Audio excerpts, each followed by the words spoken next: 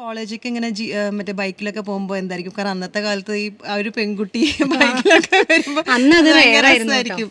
എന്താ വെച്ചാൽ പാലക്കാട് ആരും ഇല്ല ബൈക്ക് ഓടിക്കണം. ഞാൻ പക്ഷെ അങ്ങനെ എല്ലാരും ചോദിക്കും അത് അങ്ങനെ ഭയങ്കര ഒരു ഇതായിട്ട്, അങ്ങനെയൊന്നും അല്ല. അച്ഛന് ബൈക്ക് ഉണ്ടായിരുന്നേ, എനിക്കൊരു വണ്ടി ഓടിക്കണം അത്രേ ഉള്ളൂ. അപ്പൊ അതുകൊണ്ട് അത് പഠിച്ചു.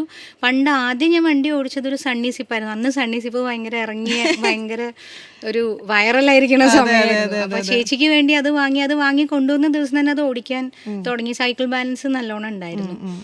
അത് ഏഴാം ക്ലാസ്സിൽ പഠിക്കുമ്പോ.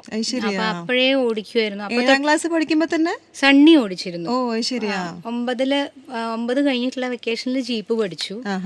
അത് കഴിഞ്ഞ് പിന്നെ ബൈക്ക്, അച്ഛന്റെ പുതിയ ബൈക്ക് വാങ്ങിയപ്പോ അത് ജീപ്പും പഠിച്ചു 9ാം ക്ലാസ് ആയപ്പോ. 10ന്റെ വെക്കേഷനിൽ ശരി.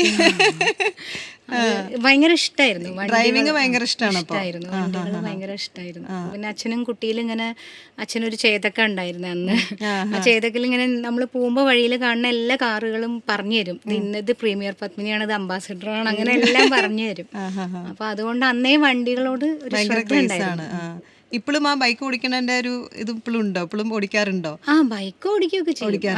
ഇഷ്ടമാണ് അത് നമുക്ക്. പിന്നെ ഇപ്പൊ ബൈക്ക് ആരടുത്തും ഇല്ലാത്തതുകൊണ്ട് അച്ഛനും പോയി. ഇപ്പൊ ഞങ്ങളെ വിട്ട് പോയിട്ട് ഇപ്പൊ 6 കൊല്ലം ആവണം. ശരിയാണ്.